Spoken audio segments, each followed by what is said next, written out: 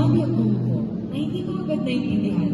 Ang sabi niya, kung gusto mo makita ang karanasan ng isang bayan, pumasok ka sa kanilang silid-aralan. Napaisip ako, nabakawan ng ulo, paano? Paano magiging bayan, larawan ng bayan, ang isang munting-mundo tinatawag na kabataan? Hanggang sa unti-unti ko naintindihan, na sa loob ng silid mo makikita ang buong bayan. Hindi sa mga talumpati ng mga makapangyarihan o sa mga headlines ng balitaan, kundi sa mga batang tahimik na nagdadala ng bigat ng mundong hindi pa nila lubos na uunawaan. Kaya doon ko naintindihan na ang silid ay hindi lang lugar ng aralan. Ito ay isang munting lupa, munting bayan, kung saan unang umuusbong ang anyo ng ating kinabukasan. Ang silid-aralan ay kung saan nakaupo ang isang bayan ng kahirapan, kung saan sabay ang kalam ng sikmura at ng kanilang isipan, kung saan ang pahina ng aklat ay napapalit ng pasan na pwedeng ibaon at pagtiisan ng kabagaran ng mga batang mas kabisado pa ang trabaho ng kahirapan, isang bayan ng kamangmangan, kung saan suot ang ulo po ngunit hindi pa rin mabasa ang sariling pangalan, kung saan tahimik ang bibig kahit may gustong ipaglaban ng katahimikan ay hindi katumbas na kaalaman ng kabataan. Ang karapatan ay matagal nang ninanakawan at isang bayan na sana'y sa kawalan ng katarungan. Kung saan mas kabisado pa natin ang mukha ng kapangyarihan kaysa sa mga araw tungo sa dangal, sa karapatan o sa pananagutan ng pangarap na marami ay patuloy na nahuhuli sa katuparan na hindi lahat ng bata ay may patas na kapalaran. Kaya kung gusto mong makita ang karanasan ng isang bayan, pumasok ka sa kanilang silid-aralan. Dahil kung marumi ang classroom at kulang ang aklat, baka may bayan ninanakaw at pinababayaan sa hirap.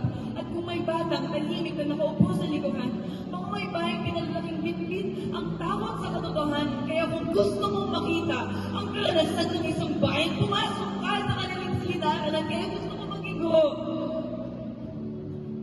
Dahil ang pagbabago ng isang bayan ay nagsisimula sa munting pagkabalisa sa mundong nakasanayan, sa isang buong piniling magmulat ng isipan, at sa isang batang piniling baguhin ang sariling kinabukasan. Kaya gusto kong maging guro.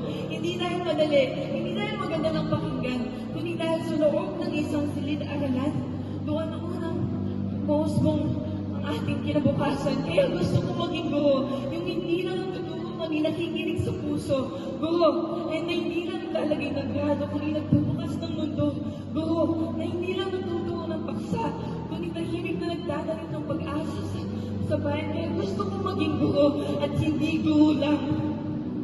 Dahil ang kanilang kapangyarihan ay hindi nakakulong sa apat na sulok ng silid-aralan, umaabot ito sa tahanan, sa habag, sa mga usapan pamayanan, mula sa isang munting lupa, umaabot ito sa kinabukasan ng bayan. Kaya gusto kong maging guro at huwag mo akong kumbinsin na hindi para sa akin ito.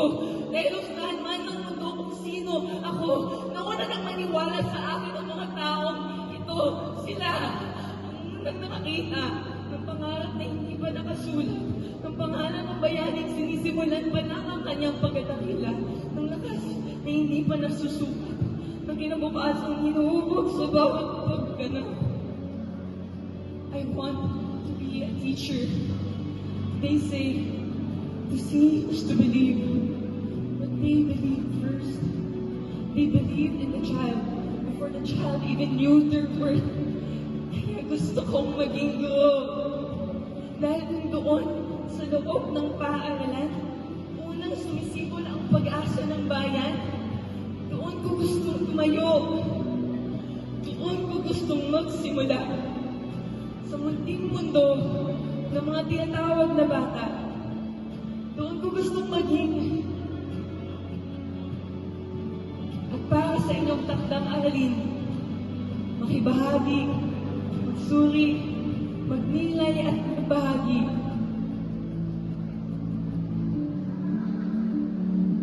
Mula sa isang munting lupa, patungo sa isang bayang mapagpalaya. Gusto kong maging guro.